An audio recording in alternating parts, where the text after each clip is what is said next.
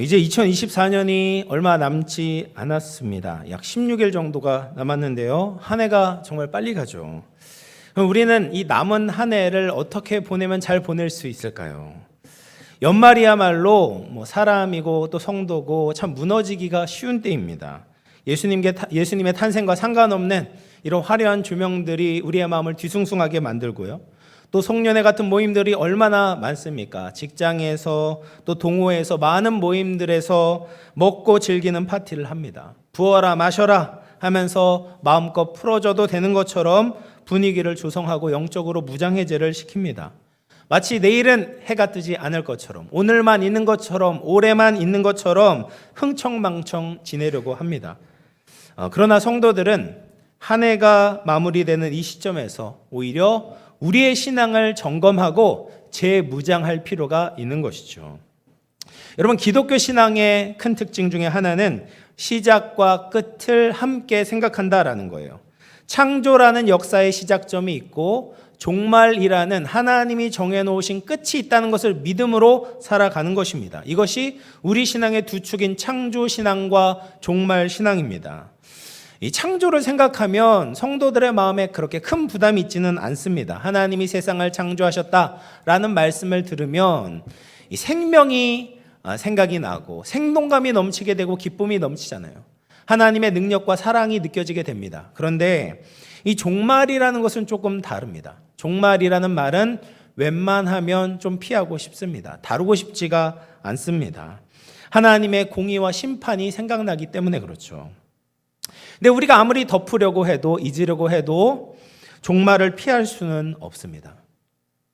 인류의 역사는 끝이 없는 윤회가 아닙니다. 돌고 도는 것이 아니에요. 시작이 있고 끝이 있습니다. 모든 생명도 마찬가지입니다. 탄생이 있고 죽음이 있습니다. 시작도 없고 끝도 없는 분은 스스로 존재하시는 하나님밖에 없습니다. 그래서 우리는 모두 하나님으로부터 왔고 하나님으로 말미암아 살아가고 하나님께로 돌아가야 되는 것이죠. 그런데 이런 시작과 끝을 알지 못한 채 영원히 살 것처럼 살아가게 된다면 우리는 후회스러운 삶을 살아갈 수밖에 없다라는 거예요. 죽을 때 후회하는 25가지라는 오래된 책이 있습니다. 일본의 호스피스 전문의가 1000명의 환자들의 죽음을 맞이하면서 정리한 책입니다.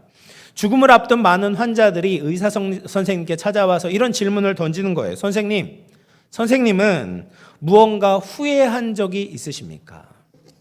대부분의 환자들이 숨을 거두는 그 마지막 순간에 자신의 인생을 돌아보면서 내가 꼭 해야 됐는데 하지 못한 일에 대해서 후회를 하곤 한다는 겁니다. 그래서 그것을 25가지로 정리를 했습니다. 첫 번째 후회가 뭐냐? 사랑하는 사람에게 고맙다는 말을 많이 했더라면 이런 후회를 한다라는 거예요. 소중한 사람에게 고마움을 충분히 전달하지 못한 것이 후회가 된다라는 것이죠. 또 두 번째 후회는 진짜 하고 싶은 일을 했더라면입니다.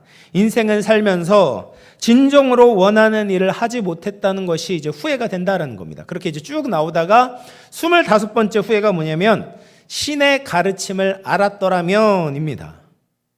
우리의 생과 사에 대한 하나님의 계시, 진리를 알았다면 이렇게 무의미한 삶을 사는 것이 아니라 조금 더 의미 있고 보람된 삶을 살 수 있었을 텐데 라는 후회를 하곤 한다는 거죠. 여러분, 우리의 마지막이 있다는 것을 인식하며 살아가면 조금 덜 후회하는 인생을 살아갈 수가 있습니다. 현재 우리가 어떻게 살아야 될지 우선순위를 분명하게 전할 수 있는 것이죠.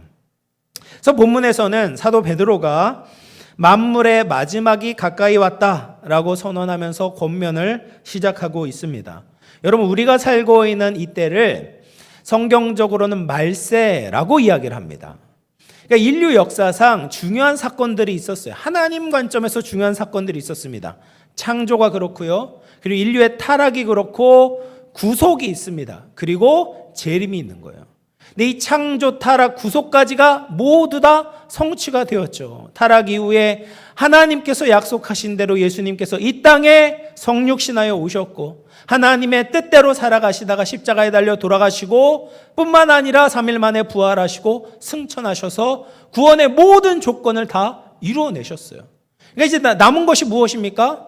예수님이 다시 오시는 재림밖에 남지 않은 거예요. 종말밖에 남지 않았다라는 겁니다. 그런 의미에서 우리는 말세, 마지막 때를 살아가고 있다라고 이야기를 하는 거예요. 그래서 우리는 늘 예수님의 다시 오심을 준비하며 살아가는 종말론적인 신앙을 가져야 된다라는 거예요.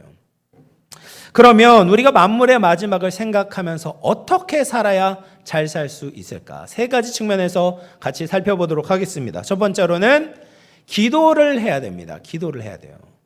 베드로전서 4장 7절 같이 한번 읽어보겠습니다. 시작. 만물의 마지막이 가까이 왔으니 그러므로 너희는 정신을 차리고 근신하여 기도하라. 여러분, 우리가 마지막을 잘 맞이하기 위해서는요, 기도해야 됩니다. 기도해야 돼요. 마지막 때의 특징이 무엇이냐면 정신을 차리는 것이 참 쉽지가 않습니다. 자꾸 느슨해집니다.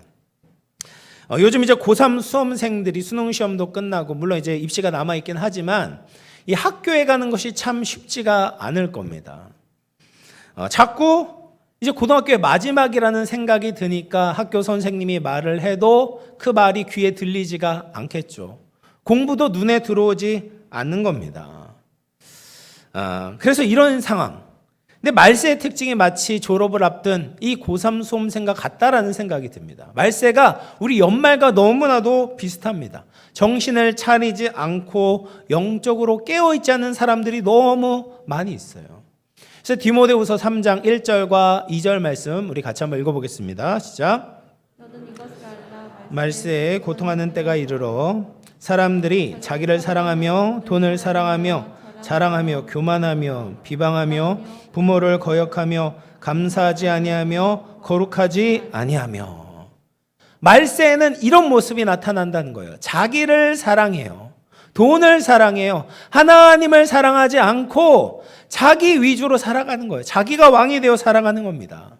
그리고 교만하고 부모를 거역하고 감사하지 않고 거룩하지 않는 그런 불경건하고 거룩하지 못한 삶을 산다라는 거죠. 그래서 말세에 사도 베드로가 뭐라고 이야기를 합니까? 정신을 차리고 근신해라라고 말하고 있어요. 정신을 차린다라는 의미는 건전한 판단력을 가지고 현명하게 행동하는 것을 말합니다.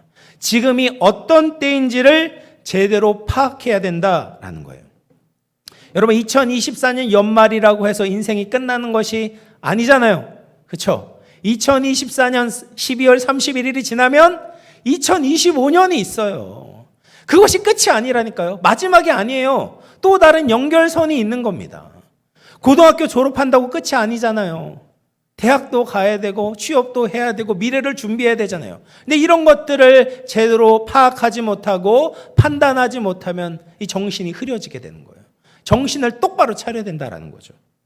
또 근신하라라고 이야기를 합니다. 근신한다는 것은 자기를 절제하는 거예요. 적절하게 조절을 해야 되는 겁니다. 근데 분위기에 휩쓸리다 보면 이 부도덕하고 부적절한 이런 짓을 할 수가 있다라는 거죠. 그래서 성도들은 근신해서 자기를 조절하고 정말 임마누엘 되신 하나님 앞에 거룩하게 살고자 부단히 애를 써야 된다라는 말입니다. 근데 이렇게 정신을 차리고 근신하는 그 중심에 무엇이 있냐면 기도가 있다라는 거예요. 여러분, 기도하는 사람은 하나님 앞에 늘 깨어 있을 수가 있습니다. 기도의 사람들은 세상의 유혹에 흔들리지 않고 살아갈 수가 있습니다. 베드로전서의 저자 베드로는 깨어서 기도하는데 실패했던 사람이었죠.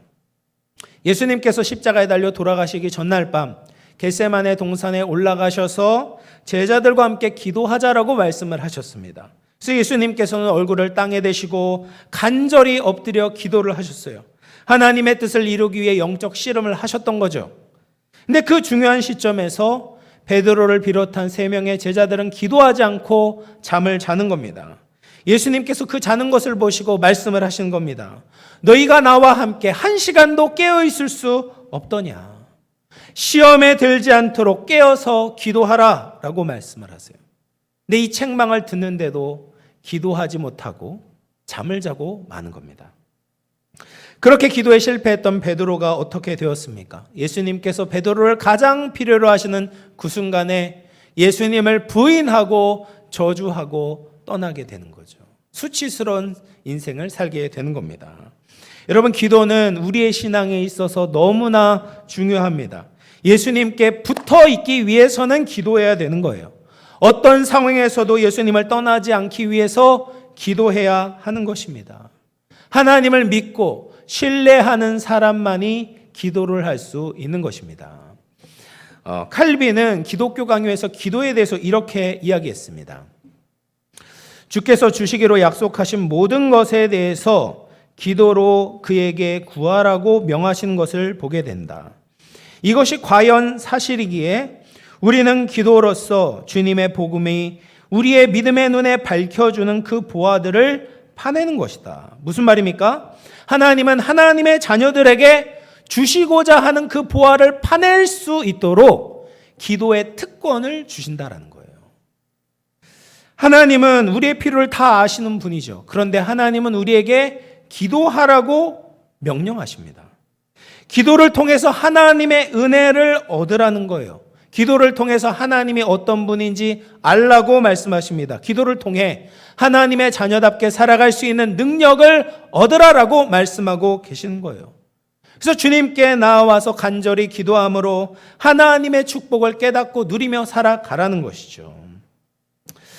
제가 지난주 월요일에 이제 노예에서 목사 금식 기도회가 있었습니다.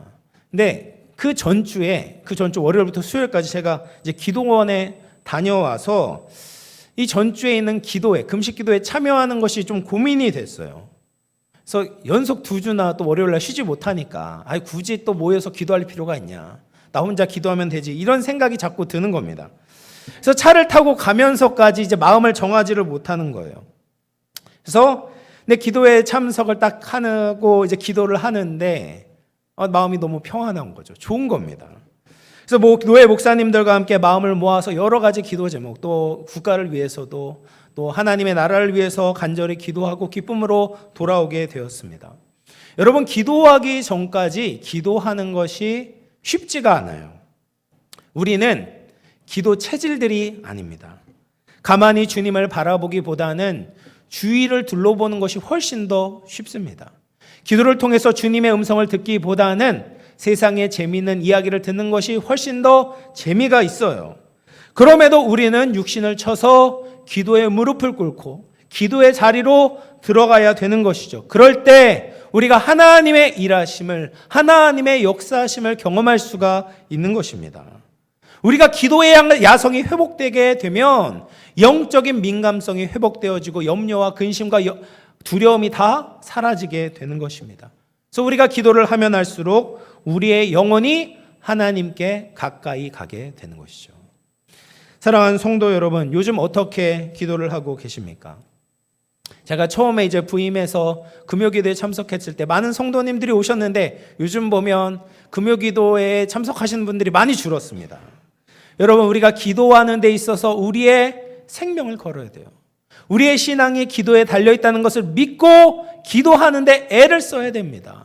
기도하지 않으면 우리의 영혼이 금세 메말라 버리는 거예요. 기도하지 않으면 세상에 휩쓸려가 버리는 겁니다. 그래서 우리가 연말 송년회에 참석하는데 신경 쓰지 말고 기도에 참석할 수 있도록 노력하십시오. 세상의 쾌락을 즐거워하지 말고 하나님을 기뻐하십시오. 진실한 기도가 연말을 가장 잘 보내는 기초가 되고 또 우리의 인생을 실패하지 않도록 붙들어 주시는 하나님의 능력이 될 줄로 믿으시기를 바랍니다. 기도를 통해서 하나님 앞에 근신하고 깨어 살아갈 수 있는 우리 모든 영혼의 권속들 다 되시기를 주의 이름으로 축원합니다. 두 번째로 우리가 마지막을 잘 보내기 위해서 어떻게 해야 되냐? 뜨겁게 사랑해야 한다라는 거예요. 여러분, 우리가 하나님의 자녀로서 사랑이 얼마나 중요한지는 잘 알지 않습니까? 그래서 사랑하려고 또 애를 씁니다. 근데 본문을 보면 우리가 얼마나 어느 정도까지 사랑해야 되는지를 보여주고 있습니다.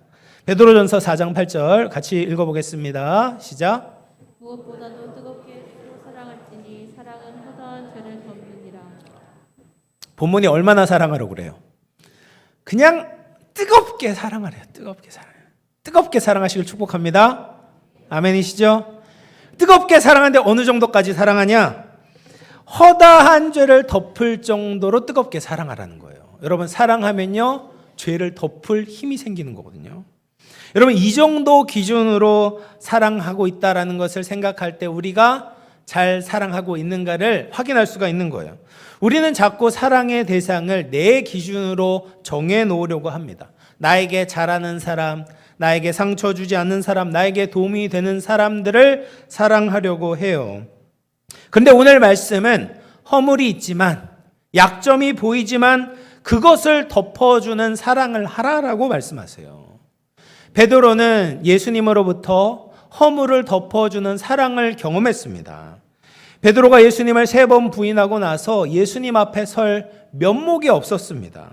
다른 사람은 예수님을 다 버려도 저는 주님을 떠나지 않겠다. 예수님 앞에서 호언장담을 했었잖아요. 근데 베드로가 뚜껑을 열어보니까 자신이 가지고 있었던 그 충성심이 모래성처럼 다 무너지게 되는 거죠. 자신감이 사라지고 예수님 앞에 고개를 들 수가 없는 겁니다. 그래서 부활하신 예수님을 다시 만났지만 예수님을 위해서 살아가겠습니다라고 자신 있게 말을 할 수가 없었어요. 그런데 요한복음 21장에 보면 부활하신 예수님께서 고기 잡는 제자들에게 다시 나타나십니다. 조반을 먹이시고 특히 베드로에게 질문을 하시는 거예요. 너는 이 사람들보다 나를 더 사랑하냐? 예수님께서는 베드로에게 그때 너 나한테 왜 그랬냐? 이렇게 말씀하시지 않았어요. 그렇게 정죄하거나 신문하거나 몰아가지 않으시는 거예요. 재판대에 세우시지 않는 겁니다. 그러면서 베드로를 용서해 주시고 예수님을 사랑합니다. 예수님을 위해서 살겠습니다라는 고백을 하도록 기회를 주시는 거예요. 이것이 베드로가 예수님께 경험했던 덮어주심의 사랑이었던 겁니다. 이 덮어주는 사랑을 우리도 실천해야 된다. 베드로가 우리에게 알려주고 있는 것이죠. 여러분, 공동체라고 해서 다 같은 공동체가 아닙니다. 가정마다 분위기가 다르고요. 또 교회마다도 분위기가 다릅니다. 근데 안 되는 공동체를 보면요, 상대의 허물을 찾기에 너무나 바쁩니다. 사람이 잘못한 것을 찾아서 그것을 드러내고 부끄럽게 만드는데 혈안이 되어 있습니다. 그런 공동체에서는 사랑을 느낄 수가 없고 정죄와 판단만 느끼게 되는 것이죠. 그래서 사회에서 열심히 일하다가 고생하다 왔는데 집에 돌아왔는데 또 이제 배우자가 지적질을 하는 거예요. 당신은 왜 그렇게 하냐? 이걸 잘못했다. 이걸 고쳐야 된다. 그렇지 않으면 사회생활 못한다. 이런 식으로 하면 사회에서도 힘들었는데 집에 와서도 위로를 받지 못하는 것 아니겠습니까? 또 세상에서 믿음을 지키려고 열심히 노력했는데 교회에 왔는데 또 막 지적질 당하고 작은 일에 상처를 받고 이렇게 된다면 세상을 이길 믿음을 어떻게 얻을 수가 있겠습니까? 그런데 상대의 장점을 찾으려는 공동체들이 있습니다. 잘하는 것을 알아봐 주고요, 칭찬하고 격려해 주는 것이죠. 조금 잘못한 일이 있지만, 약점이 있지만 그것을 사랑으로 덮어주는 거예요. 그럴 때 우리가 하나님의 사랑을 경험하게 되고 회복을 누릴 수 있는 것입니다. 여러분은 어느 공동체에 속하고 싶으십니까? 당연히 사랑이 넘치는 교회, 사랑이 넘치는 가정을 이루고 싶으시죠. 그러기 위해서는 우리는 서로 뜨겁게 사랑해야 되는 거예요. 서로의 허물을 덮어줄 정도로 뜨겁게 사랑하는 우리들이 되기를 바랍니다. 고 이어령 교수의 아내인 강인숙 여사의 인터뷰 내용을 본 적이 있습니다. 이어령 교수가 이제 암으로 작고하기 전에 쓴 원고를 눈물 한 방울이라는 책을 출간을 하면서 이제 인터뷰를 한 거였어요. 그래서 사회자가 이어령 교수가 이 눈물 한 방울이라는 책을 쓸 때 이 눈물에 어떤 의미가 담겨 있습니까? 이런 질문을 한 겁니다. 그때 강인숙 여사가 이렇게 대답을 했습니다. 이어령 교수님이 작고하기 전에 이 사랑의 중요성에 대해서 깨달으신 것 같다. 그래서 예전에는 너무 바빠서 고맙다라는 말을 잘 못했었는데 이 자신의 생애의 마지막 때가 되어서 이제 많은 사람들에게 고맙다라는 말을 자주 하셨다라는 거예요. 그래서 작은 것을 가지고 와도 꼭 고맙다라는 메시지를 남기곤 하셨다. 그래서 예수님을 믿고 나서 이제 느지막이 믿으셨잖아요. 믿고 나서 이런 부분들이 달라지게 된 것 같다.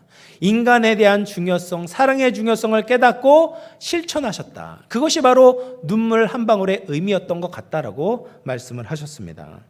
여러분, 우리가 종말에 예수님 앞에 서야 함을 기억할 때 반드시 놓치지 말아야 되는 것은 우리가 뜨겁게 사랑하는 것입니다. 사람들의 허물을 덮어주는 사랑, 나에게 이익이 되냐 해가 되냐를 따라서 따지지 말고 대접하는 사랑, 다른 사람들을 위해서 눈물 한 방울 흘려줄 수 있는 그런 사랑을 할 수 있는 우리들이 되었으면 좋겠습니다. 2024년을 보내면서 많은 분들이 예전에 망년회라는 말을 많이 썼잖아요. 잊을 망자를 써서 한 해 동안 내가 잘못했던 것, 또 내가 부끄러웠던 것들을 다 잊고 새로운 시작을 하자. 망년회를 했어요. 그런데 우리가 잊어야 될 것은 나의 잘못만 잊어서는 안 되는 거예요. 다른 사람들이 우리에게 상처 주었던 일들, 서운하게 했던 일들도 주님 안에서 다 내려놓고 덮어 주어야 합니다. 혹시 교회 안에서 아직도 사랑하지 못하는 누군가 계십니까? 또 가정에서 아직 풀지 못한 응어리와 상처가 남아 있습니까? 한 해가 가기 전에 그 사람을 품고 용서할 수 있기를 바랍니다. 그 용서가 내 힘으로는 어렵지만 주님께 간구하며 기도할 때 예수님의 사랑으로 용서하게 될 줄로 믿습니다. 그래서 우리 모두 허물을 덮어주는 사랑, 용서하며 화평을 이루는 사랑으로 말미암아 우리 모두가 새해를 기쁨과 화평 가운데 맞이할 수 있기를 주님의 이름으로 축원을 드리겠습니다. 세 번째로 우리가 마지막을 잘 맞이하기 위해서는 어떻게 해야 되냐? 서로 봉사해야 된다라는 거예요. 베드로전서 4장 10절 말씀을 같이 읽어보겠습니다. 시작. 받은 대로 하나님의 여러 가지 은혜를 맡은 선한 청지기 같이 서로 봉사하라. 하나님은 우리 각 사람에게 은사를 주셨습니다. 은사를 헬라어로는 카리스마라고 이야기를 하거든요. 그리고 은혜를 카리스라고 이야기를 합니다. 카리스마, 카리스 비슷하죠? 그러니까 하나님의 은혜, 카리스에서부터 은사, 카리스마를 받게 된다라는 말이에요. 우리는 하나님의 은혜로 많은 은사를 받게 되었습니다. 하나님께서 그 은사를 왜 우리에게 허락하셨겠습니까? 자기만 위해서 사용하는 것이 아니라 다른 사람을 섬기고 돕기 위해 우리에게 허락하신 것이죠. 이 은사는 나를 뽐내기 위해서 우리에게 주신 것이 아니라 다른 사람들의 믿음을 강하게 만들기 위해서, 사역을 감당하기 위해서 하나님께서 우리에게 은사를 주셨다는 말이에요. 예수님도 누가복음 12장에 보면 종말 때에 자기에게 맡겨진 것을 잘 사용하는 청지기에 대해서 말씀을 하셨습니다. 누가복음 12장 42, 43절 말씀 보시면 주께서 이르시되 지혜 있고 진실한 청지기가 되어 주인에게 그 집 종들을 맡아 때를 따라 양식을 나누어 줄 자가 누구냐? 주인이 이럴 때에 그 종이 그렇게 하는 것을 보면 그 종은 복이 있으리로다. 예수님께서 이 땅에 오실 때를 준비하고 깨어 있어야 되는 거예요. 어떻게 깨어 있냐? 지혜롭고 진실한 청지기가 되어야지만이 하나님께, 예수님께 칭찬을 받게 된다는 겁니다. 그럼 지혜롭고 진실한 청지기는 어떤 청지기인가? 자기만 배불리기 위해서 주인이 맡기신 재산을 사용하는 것이 아니죠. 때를 따라 주의 필요가 있는 이웃들을 향하여서 손을 내밀고 그 필요를 채워주는 청지기가 복이 있다라고 말씀하고 계시는 거예요. 그래서 예수님께서 우리에게 원하시는 뜻이 무엇이냐? 섬기고 봉사하는 것이다 라는 거죠. 그래서 베드로전서 말씀을 보면 두 가지 측면에서 하나님께서는 우리가 사람들을 섬기기를 원하신다라고 말씀하십니다. 베드로전서 4장 11절 상 말씀 보시면 같이 읽어보겠습니다. 시작. 만일 누가 말하려면 하나님의 말씀을 하는 것 같이 하고 누가 봉사하려면 하나님이 공급하시는 힘으로 하는 것 같이 하라. 그래서 우리가 두 가지 측면에서 봉사를 나눌 수 있어요. 말로 봉사하는 사람들이 있습니다. 저같이 목사와 교사들은 하나님의 말씀을 전하고 또 위로하고 격려하면서 이 말로 봉사하는 사람들이에요. 근데 그 외에 다른 모든 사람들이 하나님께서 부여해 주신 은사를 가지고 봉사를 해야 된다라는 겁니다. 교회로 따지다 보면 구역 청지기로 봉사할 수도 있고요. 또 찬양대로 봉사할 수도 있고 임원으로 또 보이지 않는 곳에서 청소로, 식당 봉사로, 예배위원으로, 헌금위원으로 여러 가지 모습으로 봉사를 할 수가 있습니다. 그런데 그 봉사를 할 때 굉장히 중요한 원리가 있어요. 뭐냐? 하나님이 우리에게 주시는 것과 같이 봉사를 해야 된다라는 거예요. 여러분, 말씀을 전하는 것도 하나님이 주시는 말씀이라는 생각으로 말씀을 전해야 되죠. 근데 마찬가지로 봉사를 할 때도 하나님이 공급하시는 힘으로 하는 것 같이 봉사를 해야 돼요. 근데 이것을 놓칠 때가 참 많다라는 거예요. 봉사를 하다 보면 우리의 힘과 수고와 시간과 에너지들이 들어가게 됩니다. 그러다 보면 하나님이 주신 것으로 했다라는 이 중요한 사실을 놓칠 때가 있다라는 거죠. 하나님이 나에게 주신 은혜를 잊을 때가 있습니다. 그러면 어떻게 됩니까? 봉사하면서도 감사를 못하는 거예요. 쉽게 지치게 되고요. 억지로 하게 되고 봉사를 하면서 원망과 불평이 나오게 됩니다.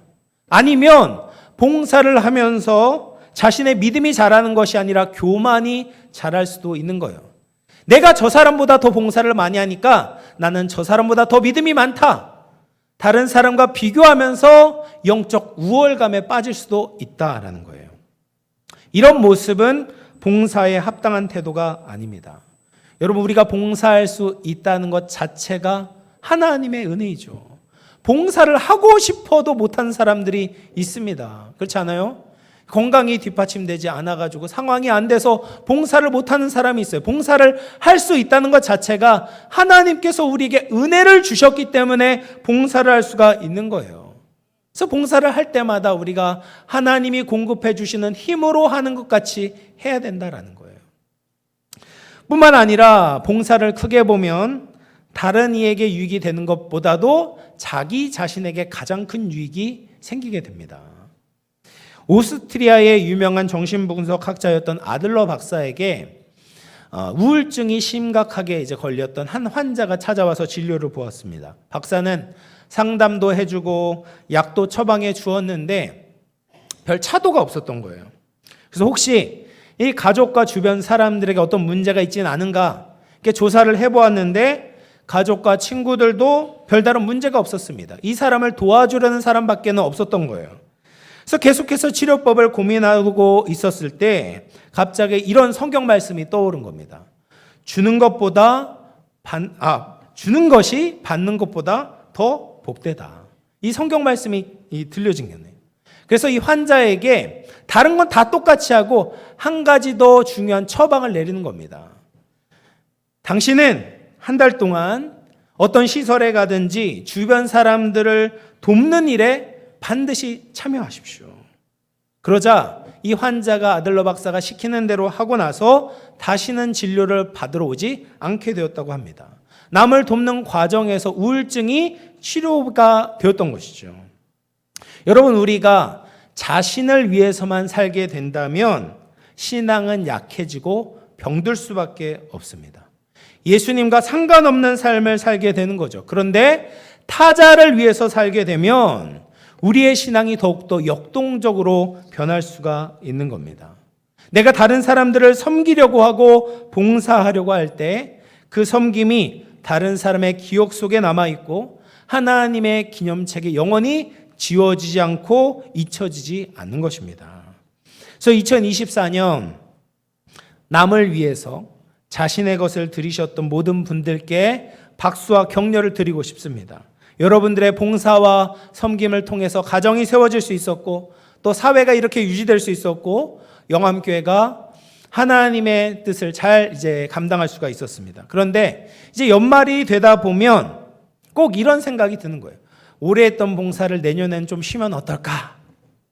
이런 마음 가지신 분들이 꼭 계십니다.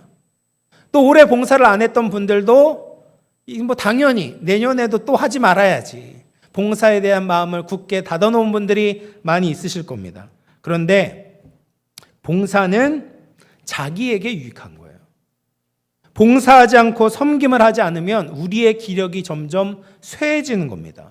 우리의 은사를 올바로 사용하지 않으면 그 은사는 약해질 수밖에 없습니다. 그래서 무조건적으로 마음을 닫지 마시고 거부하지 마시고 하나님께서 허락하시는 그 시간 동안 하나님께서 우리에게 허락하신 그 봉사의 기회들을 잘 잡으실 수 있기를 바랍니다.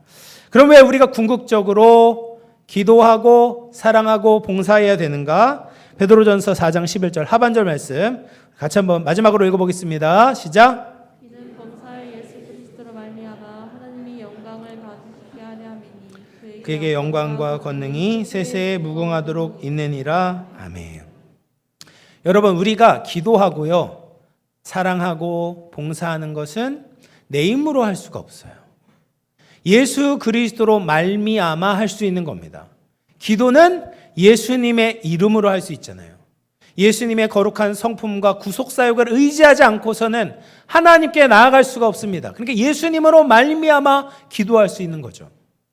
또 사랑도 우리가 같이 살펴본 것처럼 예수님의 사랑을 받을 때만 세상의 얄팍한 사랑이 아닌 정말 모든 허물을 덮어주는 사랑, 또 대접하는 사랑을 실천할 수가 있는 겁니다. 또 봉사도 마찬가지죠. 하나님께서 우리에게 은사를 주셨기 때문에 예수님이 우리에게 은혜를 베풀어 주셨기 때문에 봉사를 할 수 있는 것입니다. 그러니까 하나님으로부터 온 것을 하나님의 뜻대로 돌려드림으로 말미암아 우리가 진정으로 하나님께 영광 돌리는 삶을 살아갈 수 있다는 거예요. 그렇게 하나님의 자녀로 성도로 하나님을 기쁘시게 하는 하나님께 영광 돌리는 삶을 살아갈 수 있는 저와 여러분 되기를 주의 이름으로 축원합니다. 이제 말씀을 마무리하겠습니다. 2024년이 서서히 저물어 가고 있습니다. 1년의 끝인 연말이 있는 것처럼 역사의 끝인 종말이 있고 또 각자의 인생의 끝인 죽음이 있다는 것을 기억하시기를 바랍니다. 그래서 우리가 하루하루를 허투루 보내서는 안 되는 거죠. 이 땅에 시간이 정해져 있는 시한부 인생을 사는 것처럼 오늘 내가 주님을 위해서 어떤 삶을 살아야 될지를 생각하고 행동해 보시기를 바랍니다. 그래서 우리가 정신을 차리고 기도하시고 뜨겁게 사랑하시고 또 주님이 우리에게 주신 은사를 가지고 봉사해 보십시오. 연말을 맞이하여서 선한 청지기와 같이 우리에게 맡기신 생명을 가지고 하나님의 뜻을 따라 하나님의 아름다운 신앙의 역사를 써내려갈 수 있는 우리 모든 영혼의 권속들 다 되시기를 주님의 이름으로 축원을 드리겠습니다. 우리 말씀을 생각하면서 한번 기도하겠습니다. 우리 한 해를 돌아보면서 하나님과의 관계를 한번 점검해 봅시다. 기도와 말씀으로 더 깨어 있을 수 있도록 주님 도와주시옵소서. 또 한 해 동안 내 마음에 남아있는 상처와 미움이 있다면 용서하게 하시고 허물을 덮어주는 사랑을 실천할 수 있도록 도와주시옵소서. 나에게 주신 은사를 가지고 하나님께 영광 돌리고 이웃을 섬기는 삶을 살게 하여 주시옵소서. 말씀을 생각하면서 우리 같이 한번 기도하겠습니다. 하나님 아버지 감사합니다.